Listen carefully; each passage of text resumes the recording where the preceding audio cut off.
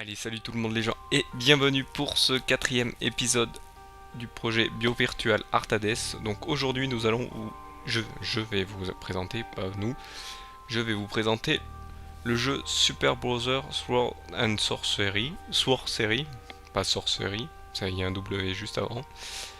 EP, donc EP ça doit être l'équivalent de T-Aim ou du copyright, je pense, peut-être pour faire un effet. Donc comme vous pouvez le voir, au début, on a un genre de petit vinyle qui tourne.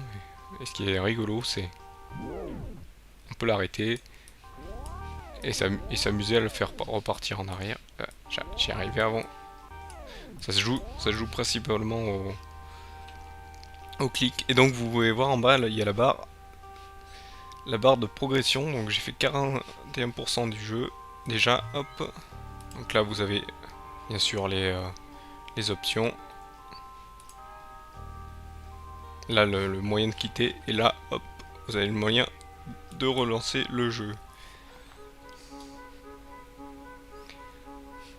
Donc voilà, le jeu est basé essentiellement à la souris pour déplacer le décor, pour déplacer le personnage. Et comme vous voyez, tout ce monde est fait en petits pixels, rien que le personnage.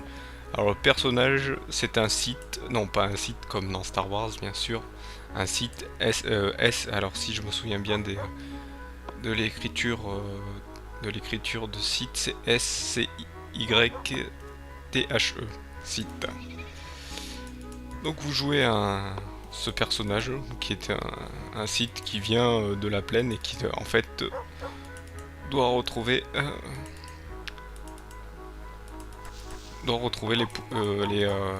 grâce à ses pouvoirs donc des genres d'artefacts qui, qui, qui sont des genres qui fait rigoler parce que ça fait penser beaucoup à Zelda parce que c'est une genre de Triforce, donc c'est des genres de triangles. Et donc bien sûr tout le long vous êtes aidé par ces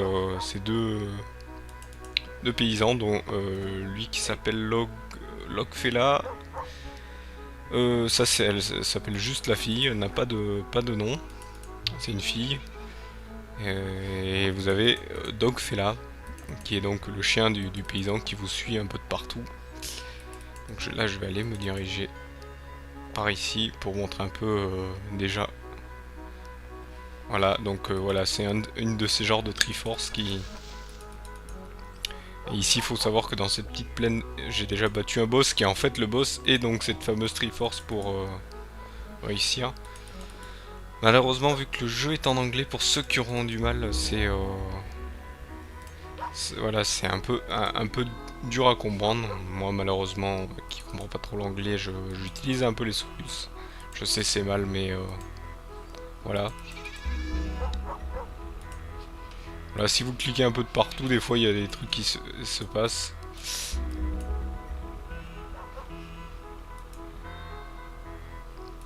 Vous voyez, vous pouvez cliquer sur les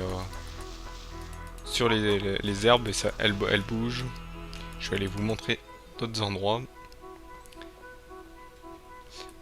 Moi j'aime bien ce jeu parce qu'en fait, rien qu'avec quelques pixels, donc un peu de pixel art, on peut faire vraiment de très beaux jeux.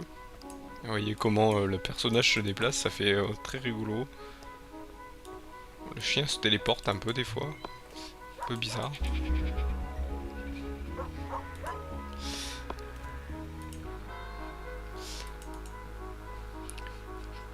Hop.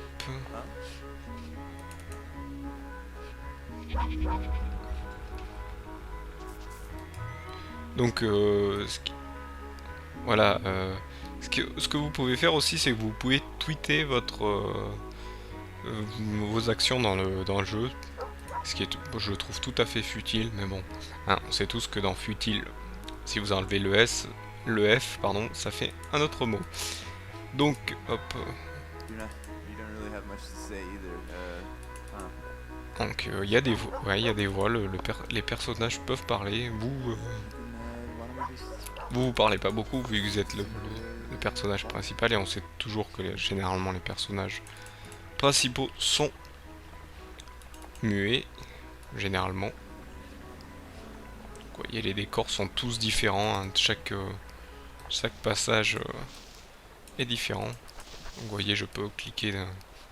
Il y a vraiment plein d'énigmes dans chaque zone. Même quand vous revenez dans une ancienne zone, il y a toujours une nouvelle énigme qui apparaît. C'est ça qui est intéressant.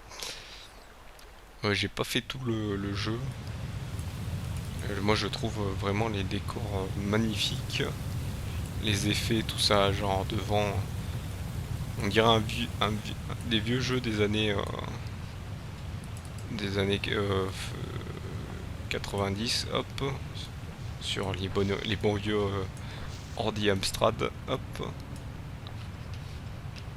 Je vais vous montrer quelques décors.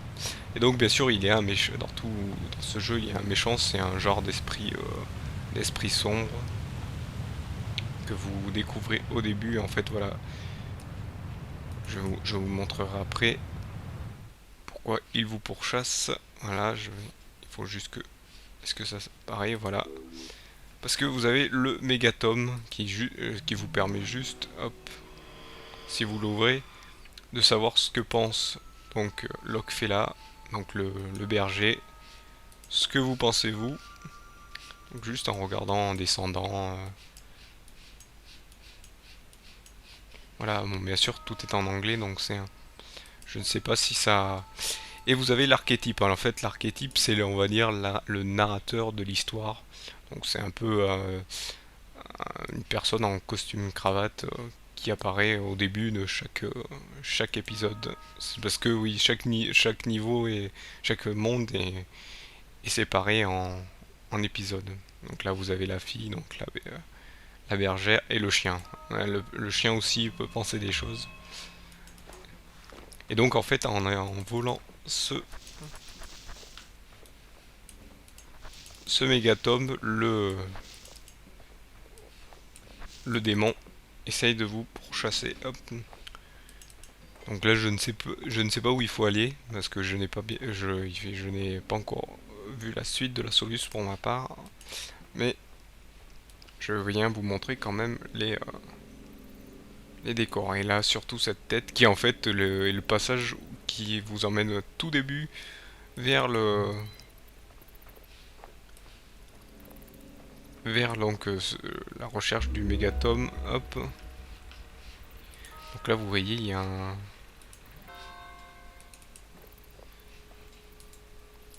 Et là, si vous faites un clic droit, en fait, voilà, vous pouvez sortir votre épée et votre bouclier, mais là, quand vous êtes sous un... Là, en fait, au début, si vous tenez droit votre épée en l'air, le...